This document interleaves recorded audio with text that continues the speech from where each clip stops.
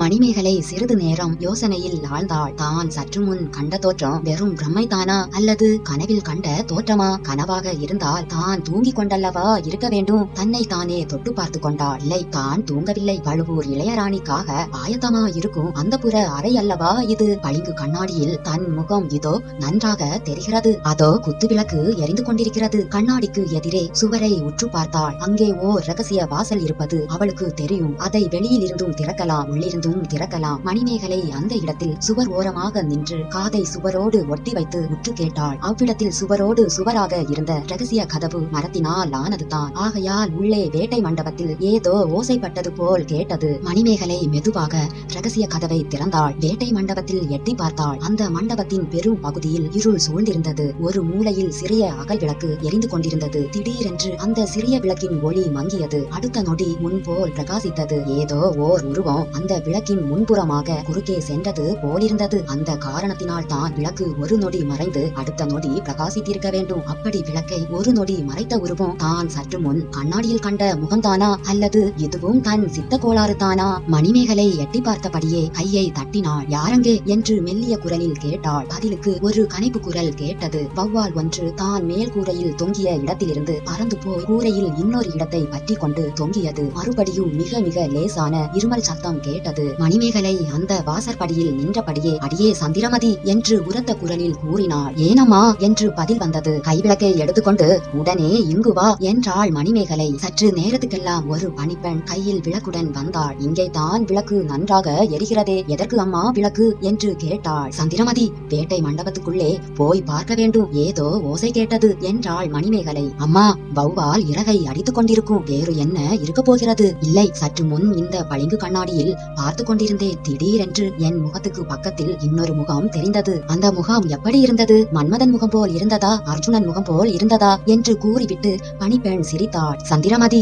பரிகாசமா செய்கிறாய்? இல்லை அம்மா, இல்லை. நீங்கள் அடிக்கடி கனவில் காண்பதாக சொன்னீர்களே, அவர்தான் இப்போது கண்ணாடியில் தோன்றினாரோ? ஆமாம் சந்திரமதி, ஆனால் ரொம்ப ரொம்ப நிஜம் போல் இருந்தது. அம்மா, எல்லா பெண்களுக்கும் இப்படித்தான் ஒரு சமயம் சித்தப்பிரமை பிடிக்கும். உங்களுக்கும் இன்னும் 2 நாள் தான் அப்படி இருக்கும். நாளைக்கு காஞ்சியிலிருந்து வரும் இளவரசரை பார்த்து விட்டீர்களானால் அந்த பழைய முகம் அடியோடு மறந்து போய்விடும். அது இருக்கட்டும், இப்போது இந்த வேட்டை மண்டபத்துக்குள் போய் பார்க்கலாம் வா என்று அழைத்தாள் மணிமேகலை. அம்மா, வீண் வேலை. வேட்டை மண்டபத்தில் ஒரே தூசியும் தும்புமாக இருக்கும். சேலை வீணாய் போய்விடும் என்றாள் பணிப்பெண். சந்திரமதி, போனால் போகட்டும். வேட்டை மண்டபத்தை இப்போது சோதித்து பார்த்தே ஆக வேண்டும். விளக்கை அணைத்து விடாமல் எடுத்து வா. இவ்விதம் கூறிக்கொண்டே மணிமேகலை வேட்டை மண்டபத்துக்குள் பிரவேசித்தாள். தோழியும் விளக்குடன் அவளை தொடர்ந்து வந்தாள். இருவரும் சுற்றி பார்த்து கொண்டே வந்தார்கள். சந்திரமதி கையில் இருந்த தீபத்துக்கு மேலாக நோக்கி உயிரற்ற மிருகங்களை மட்டும் பார்த்து கொண்டே வந்தாள். மணிமேகலையோ சில சமயம் தரையிலும் பார்த்தாள். தரையில் படிந்திருந்த புழுதியில் அங்கும் இங்கும் கால் சுவடுகள் இருந்ததை கவனித்துக் கொண்டாள். அம்மா,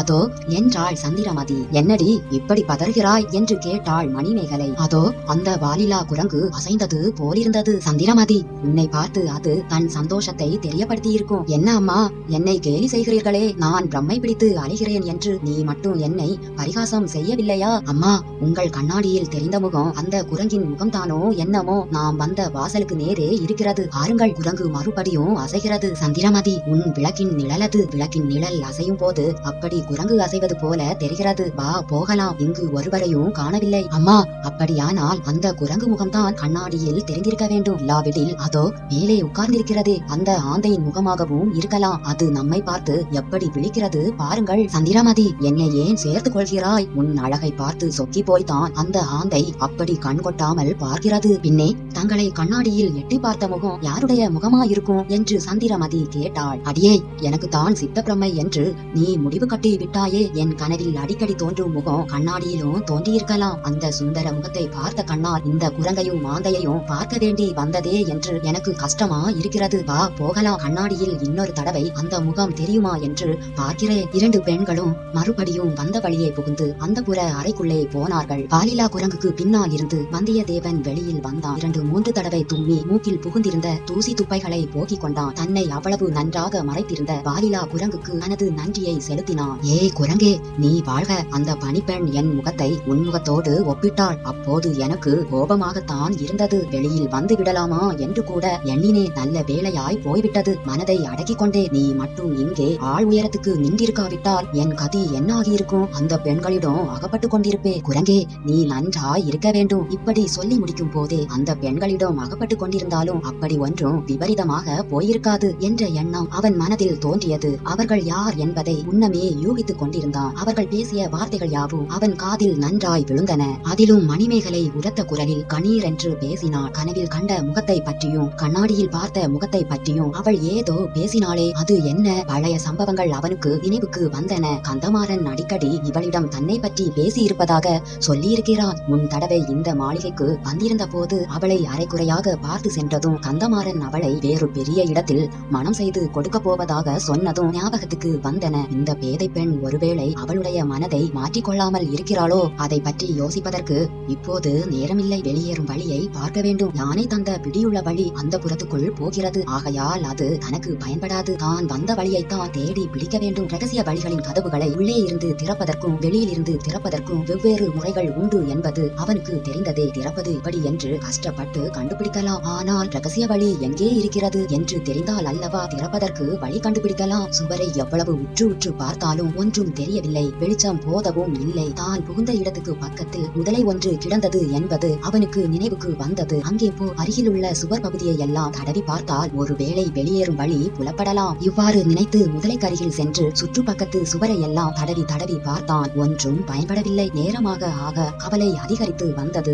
இது என்ன தொல்லை? நன்றாக இந்த சிறைசாலையில் அகப்பட்டு கொண்டோமே. கடவுளே, அந்த புறத்துக்குள் செல்வதை தவிர வேறு வழியில்லை போலிருக்கிறதே. அப்படி அந்த புறத்துக்குள் புகுந்தால் அதில் எத்தனை அபாயங்கள்! ஒருவேளை மணிமேகலை தன்னிடம் அனுதாபம் காட்டலாம். ஆயினும் தான் அவளிடம் இங்கே இப்படி ரகசியமாக வந்ததற்கு என்ன காரணம் சொல்வது? உன்னிடம் கொண்ட காதலினால் வந்தேன் என்று சொல்லலாமா? அது எவ்வளவு கொடூரமான பொய்யா இருக்கும். துணிந்து அத்தகைய பொய் சொன்னாலும் அவள் நம்புவாளா? மணிமேகலை மட்டும் தனியா இருப்பாள் என்பது என்ன நிச்சயம்? மற்ற பெண் பிள்ளைகளுக்கிடையில் அகப்பட்டு கொண்டால் சம்புவரையர் அறிந்தால் கட்டாயம் தன்னை கொன்றே போடுவார். மறுபடியும் வந்தியத்தேவனுடைய கவனம் தரையில் கிடந்த முதலையின் மீது சென்றது. அதன் மீது அவனுக்கு கோபமும் வந்தது. முதலையே, எதற்காக இப்படி வாயை பிளந்து கொண்டே இருக்கிறாய் என்று சொல்லிக் கொண்டே அதை ஓங்கி ஒரு உதை உதைத்தான். உதைத்த போது முதலை கொஞ்சம் நகர்ந்தது. அதே சமயத்தில் சுவர் ஓரமாக தரையில் ஒரு சிறிய பிளவு தெரிந்தது. நீதானா வழியை அடைத்துக் கொண்டிருக்கிறாய்? முட்டாள் முதலையே, முன்னாலேயே சொல்வதற்கு என்ன என்று சொல்லிக் கொண்டே வந்தியத்தேவன் குனிந்து முதலையை பிடித்து நகர்த்தினான். முதலை நகர நகர சுவர் ஓரத்தில் துவாரம் பெரிதாகி வந்தது. கீழே படிகளும் தெரிந்தன. கடம்பூர் அரண்மனையில் ரகசிய வழிகளின் வாசல்கள் எவ்வளவு சாமர்த்தியமாக அமைக்கப்பட்டிருக்கின்றன என்பதை எண்ணி வந்தியத்தேவன் வியந்தான். அரைக்குறையாக அவற்றை குறித்து அறிந்தவன் அவசரமாகவோ இறங்கவோ ஏறவோ முயற்சித்தால் அபாயம் நேரலாம். பாதி படிகளில் இறங்கும் போது முதலை நகர்ந்து விட்டால் சுவர் இடுக்கில் அகப்பட்டு கொண்டு திண்டாட வேண்டியது ஆகும். முதலை அசையாமல் நிற்கிறதா என்று நிதானித்து பார்த்துவிட்டு வந்தியத்தேவன் துவாரத்தண்டை வந்து கீழே கால் வைக்க போனான். துவாரத்தின் வழியில் காலடி சத்தம் கேட்கிறதே. வருகிறது யார்? ஒருவேளை ஆழ்வார்க்கடியானா இருக்குமோ? தன்னை தேடி வருகிறானோ? அவன் இங்கு வந்து சேராமல் தடுத்து விடுவதே நல்லது. இல்லை இல்லை, வருகிறவன் ஒருவன் இல்லை, 5-6 பேர் வருவது போல காலடி சத்தம் கேட்கிறது. அப்படியானால் இடும்பன்காரியும் அவனுடைய கூட்டாளிகளும் இருக்கலாம். வந்தியத்தேவன் ஒரே பாய்ச்சலாக பாய்ந்து சென்று மறுபடியும் வாலில்லா குரங்கின் பின்னால் மறைந்து கொண்டான். ஐயையோ, ரகசிய வழியை திறந்து வைத்துவிட்டு வந்து விட்டோமே, அதனால் ஏதேனும் சந்தேகம் ஏற்படுமா? இல்லை இல்லை, நாம் வரும்போது அந்த வழி திறந்துதான் இருந்தது. நாம் மேற்படியில் ஏறிய பிறகுதான் வழி மூடிக்கொண்டது. ஆகையால் திறந்திருப்பதே நல்லதாய் போய்விட்டது. அதோ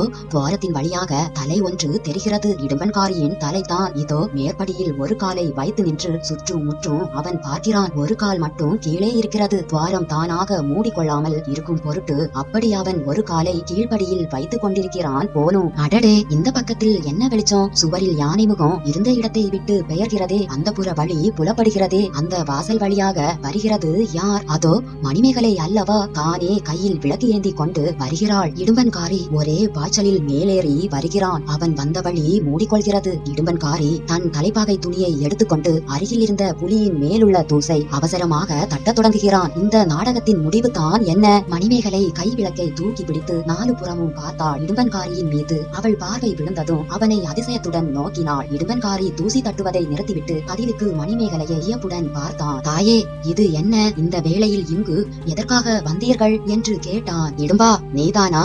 என்ன செய்து கொண்டிருக்கிறாய் என்று மணிமேகலை வினாவினாள். தாயே, நாளை வருகிற விருந்தாளிகளை இந்த வேட்டை மண்டபத்துக்கு அழைத்து வந்து காட்ட வேண்டி இருக்கும் அல்லவா? அதற்காக சுத்தம் செய்து கொண்டிருக்கிறேன். சின்ன எஜமான் காஞ்சிக்கு போகும்போது அவ்விதம் கட்டளையிட்டு சென்றார்கள். ஆம் இடும்பா, இந்த அரண்மனையிலேயே சின்ன எஜமானுக்கு உன்னிடமும் என்னிடமும் தான் நம்பிக்கை. படுக்கை பழுவூர் ராணியம்மாள் தங்க போகிற அறையில் ஏற்பாடு சரியா இருக்கிறதா என்று பார்த்து கொண்டிருந்தேன். அப்போது இங்கே ஏதோ சத்தம் கேட்டது. நீயாகத்தான் இருக்கும் என்று நினைத்தேன். வேறு யாருக்கு இந்த அரண்மனையின் ரகசிய வழிகள் தெரியும்? எத்தனை நேரமாக நீ இங்கே வேலை செய்து கொண்டிருக்கிறாய்? தாயே, ஒரு நாளிகைக்கு மேலே இருக்கும். இன்னும் ஒரு நாளிகை வேலை இருக்கிறது. தாங்கள் தனியாகவா இங்கே வந்தீர்கள்? அந்த வாயாடி பெண் சந்திரமதி எங்கே? இடும்பா, ஏதோ சத்தம் கேட்கிறது என்று நான் அவளை போய் தந்தையை அழைத்து வர சொன்னேன். நீ தானே இங்கு இருக்கிறாய். நான் போய் அவளை தடுத்து நிறுத்தி விடுகிறேன். இவ்விதம் சொல்லிக் கொண்டே மணிமேகலை விளக்கை தூக்கி பிடித்து இடும்பன்காரியின் முகமாறுதலை கவனித்தாள். அடுத்தாற்போல் வாலிலா குரங்கை நோக்கினாள். முன்னொரு தடவை அசைந்தது போல் அது அசைந்ததையும் பார்த்து கொண்டாள். தாயே, எஜமானுக்கு இன்று எவ்வளவோ வேலை. தாங்கள் போய் அவரை கூப்பிட வேண்டாம் என்று சொல்லிவிட்டு நிம்மதியாக படுத்துக் கொள்ளுங்கள். எல்லா வேலைகளையும் நானே பார்த்துக் கொள்கிறேன் என்றான் இடும்பன்காரி. மணிமேகலை மறுபடியும் வந்த வழியே உள்ளே போனாள். ரகசிய கதவு மூடிக்கொண்டது. இடும்பன்காரி யானை முகத்தின் அருகில் சென்று சற்று நேரம் சுவரின் அருகே காது கொடுத்து உற்று கேட்டான். அடுத்த அறையில் சத்தம் ஒன்றும் இல்லை என்று நிச்சயமடைந்த பிறகு திரும்பி வந்தான். பிளத்துவாரத்தை திறந்து வைத்துக் கொண்டு இடுப்பு வரை கீழே படிகளில் இறங்கி நின்று கொண்டான். பிளத்துவாரத்தின் உள்புறம் இருந்து ஆந்தையின் குரல் கேட்டது. பதிலுக்கு இடும்பன்காரி ஆந்தை குரல் ஒன்று கொடுத்தான். பிளத்துவாரத்தின் வழியில் ஆட்கள் நடந்து வரும் சத்தம் கேட்டது. பின்னர் காரியங்கள் வெகு வேகமாக நடைபெற்றன. வௌவால் ஒன்று சடசடவென்று சிறகை அடித்துக் கொண்டு பறந்தது. இடும்பன்காரி அதை பார்த்தான். பின்னால் இருந்து அவன் மீது வாலிலா குரங்கு தடால் என்று விழுந்தது. அது திடீரென்று விழுந்த வேகத்தினால் இடும்பன்காரியின் முழங்கால்கள் மடிந்து அவன் தடுமாறினான். அதனால் இன்னும் 2 படிகள் அவன் கீழே இறங்க வேண்டியதாயிற்று. தன் மீது விழுந்தது இன்னதென்று முதலில் இடும்பன்காரிக்கு தெரியாமையால் அவன் உளறி அடித்துக் கொண்டு கைகளை வீசி உதறினான். பிறகு நீரற்ற வாலிலா குரங்கு எப்படியோ தவறி தன் மீது விழுந்திருக்கிறது என்று தெரிந்தது. மனதை தைரியப்படுத்திக் கொண்டு அதை தூக்கி நிறுத்த பார்த்தான். இதற்குள் உயிருள்ள மனிதனுடைய கரங்கள் போன்ற 2 கைகள் மேலே இருந்தது. துவாரத்துக்குள் வந்து அவனை இன்னும் கீழே தள்ளி அமுக்கின. இடும்பன்காரியினால் அதை நம்பவே முடியவில்லை. ஒரு கணம் அவனை பெரும் பீதி பிடித்துக் கொண்டது. மறுபடியும் மேலும் கீழும் பார்த்தான். வாலிலா குரங்கு தலைகீழாக துவாரபடியில் இறங்கி இருப்பதையும் அதன் பாதி உடம்பு வரையில் கீழே வந்த பிறகு துவார கதவு நெருங்கி வந்திருப்பதையும் கவனித்தான். 2 மனித கரங்களாக தோன்றியவை தன்னுடைய மனப்பிராந்தியாகத்தான் இருக்க வேண்டும் என்று நிச்சயம் செய்து கொண்டான். இதற்குள் பிளத்துவாரத்தில் இருந்து வந்தவர்கள் நெருங்கி வந்து விட்டார்கள். முன்னால் வந்த ரவிதாசன், அப்பனே, என்ன இது? எதற்காக இப்படி உளறி அடித்துக் கொண்டு அலறினாய்? அபாயம் ஏதேனும் உண்டா? நாங்கள் திரும்பி போகவா என்று கேட்டான். வேண்டாம் வேண்டாம், அபாயம் ஒன்றும் இல்லை. பிளத்துவார கதவை திறக்கும் போது இந்த ராட்சத குரங்கு எப்படியோ இடம்பெயர்ந்து என் தலையில் விழுந்து விட்டது. ஒரு நொடி நானும் பீதி அடைந்து விட்டேன். இப்போது இந்த குரங்கு மேலையும் போகாமல் கீழையும் வராமல் வழியை அடைத்துக் கொண்டிருக்கிறது. கொஞ்சம் பொறுங்கள், இந்த குரங்கை அகற்றி வழியை சரிப்படுத்தி விடுகிறேன் என்றான் இடும்பன்காரி. தடுமாறி விழுந்த இடும்பன்காரியை மேலே இருந்து அமுக்கி தள்ளிய கரங்கள் வந்தியத்தேவனுடைய கரங்கள் தான். வந்தியத்தேவனுடைய அதிர்ஷ்டம் இந்த சந்தர்ப்பத்திலும் அவன் பக்கம் இருந்தது. சரியான சமயத்தில் அவனுக்கு சரியான யுக்தி தோன்றியது. இடும்பன்காரி பிளத்துவாரத்தின் படிகளில் நின்றபடி வௌவாலை பார்த்த தருணத்தில் அவன் தலை மீது வாலில்லா குரங்கை தள்ளினான். பிறகு அவன் தன்னுடைய முகத்தை பார்க்க முடியாதபடி நின்று கொண்டு கைகளினால் அவனை பிடித்து கீழே அமுக்கினான். அதன் பின்னர் வாலில்லா குரங்கையும் தலைகீழாக துவாரத்தினுள் தள்ளினான். கடைசியாக முதலையையும் நகர்த்திவிட்டான். இவ்வளவையும் சில நொடி நேரத்தில் செய்து முடித்துவிட்டு வந்தியத்தேவன் யானை முகத்தண்டை ஓடினான். யானை தந்தங்களை பிடித்து தன் பலம் முழுவதும் செலுத்தி அழுத்தி திருப்பினான். சுவரில் வழி உண்டாகியது. ஆனால் மணிமேகலை உள்ளிருந்து வந்தது போன்ற விசாலமான வழி அல்ல, வட்ட வடிவமான குறுகலான வழி. அது கதவுக்குள் கதவா இருக்கலாம். முழு கதவையும் திறப்பது எப்படி என்று யோசிக்க அது சமயமல்ல. அதற்குள் சதிகார கூட்டம் வேட்டை மண்டபத்துக்குள் புகுந்து விடலாம். பிறகு தான் தப்புவது கடினமாகி விடும். ஆகவே திறந்த வழி குறுகலான வழியாக இருந்தாலும் அதற்குள் புகுந்துவிட வேண்டியதுதான். தீர்மானித்தபடியே காரியத்தில் நிறைவேற்ற துணிந்து அந்த வட்ட வடிவமான துவாரத்தில் வந்தியத்தேவன் புகுந்தான். அவனுடைய தலையும் கைகளும் பாதி உடம்பும் உள்ளே வந்து விட்டன. மிச்ச பாதி உடம்பும் உள்ளே புகுந்து பிரயாசையா இருந்தது. கைகளினால் தாவி பிடித்துக் கொள்ள ஒன்றும் அகப்படவில்லை. இந்த சமயத்தில் உள்ளே இருந்த தீபம் அணைந்து இருள் சூழ்ந்தது. வந்தியத்தேவன் அபயம் கேட்கும் குரலில், சந்திரமதி, என்னை காப்பாற்று என்றான். கலகலவென்று சிரிக்கும் பெண்ணின் குரல் கேட்டது. சந்திரமதி, நீ இங்கே இருந்து கொண்டுதானா வேடிக்கை பார்க்கிறாய்? இது நன்றா இருக்கிறதா என்று வந்தியத்தேவன் கேட்டான். அதற்கு பதிலாக மறுபடியும் சிரித்துவிட்டு, நீ இப்படி அந்த புறத்தில் திருட்டுத்தனமாக நுழைவது மட்டும் நன்றா இருக்கிறதா என்று ஒரு பெண்ணின் குரல் கேட்டது. அது மணிமேகலையின் குரல் என்று வந்தியத்தேவன் தெரிந்து கொண்டான். ஆயினும் வேண்டுமென்றே, சந்திரமதி, நீ வர சொன்னதினால் தான் வந்தேன். பின்னால் ஆட்கள் வருகிறார்கள். சீக்கிரம் என்னை எடுத்துவிடு, இல்லாவிட்டால் விபரீதம் வரும். சந்திரமதி இவ்வளவு கெட்டிக்காரியா? இருக்கட்டும், உனக்கும் அவளுக்கும் சேர்த்து புத்தி கற்பிக்கிறேன். ஓஹோ, தாங்கள் இளவரசி மணிமேகலையா? தேவி, இந்த ஒரு தடவை மட்டும் என்னை மன்னித்து காப்பாற்றி விடுங்கள். இனிமேல் இந்த மாதிரி தப்பு காரியம் செய்ய மாட்டேன். உங்களுக்கு கோடி புண்ணியம் உண்டு என்று கெஞ்சினான் வந்தியத்தேவன். இருளில் 2 மெல்லிய கரங்கள் வந்தியத்தேவனுடைய தோள்களை பிடித்து தாங்கி மெல்ல மெல்ல கீழே தரையில் இறக்கிவிட்டன. சுவரில் தோன்றிய துவாரம் மூடிக்கொண்டது. கொண்டது. இளவரசி, உங்களுக்கு அனந்த கோடி வந்தனம். கொஞ்சம் பொறு, நான் உன்னை என்ன செய்ய போகிறேன் என்று தெரிந்து கொண்டு வந்தனம் செலுத்து என்றாள் மணிமேகலை. தாங்கள் என்னை என்ன செய்தாலும் சரிதான். கொலைகாரர்களிடம் இருந்து என்னை தப்புவித்தீர்களே, அதுவே போதும். அந்த அரக்கர் கைகளினால் சாவதை காட்டிலும் தங்களுடைய மணிகரத்தினால் சாகும்படி நேர்ந்தால் அது என்னுடைய பாக்கியம்தான். அடே அப்பா, பெரிய வீராதி வீரனா இருக்கிறாயே, அப்படி உன்னை தேடி வரும் கொலைகாரர்கள் யார்? கொஞ்சம் பொறு, முதலில் விளக்கு ஏற்றி உன்முகம் எப்படி இருக்கிறது என்று பார்க்கிறேன். தேவி, என் முகத்தை மறுபடியும் பார்க்க வேண்டுமா? தாங்கள் கண்ணாடியில் பார்த்து கொண்ட போது பின்னால் நின்று பார்த்த குரங்கு முகம் தான் என் முகம். சந்திரமதி வர்ணித்தாளே என்றான் வந்தியத்தேவன். இருட்டில் சிரிப்பின் ஒலியும் கைவளையல்கள் குலுங்கும் ஓசையும் கேட்டன. வந்தியத்தேவன் அந்த அறைக்குள் தலையை நீட்டிய போது அதன் அறையில் எரிந்து கொண்டிருந்த விளக்கை மணிமேகலை மூடிவிட்டாள். அதனால் இருட்டானது. இப்போது அதன் மூடியை அகற்றியதும் தீபம் சுடர்விட்டு ஒளிர்ந்தது. அதன் ஒளியில் வந்தியத்தேவனுடைய முகத்தை பார்த்த வண்ணம் மணிமேகலை மெய் மறந்து நின்றாள். வேட்டை மண்டபத்துக்குள் தடதடவென்று பலர் பிரவேசிக்கும் சத்தம் அந்த சமயம் கேட்டது.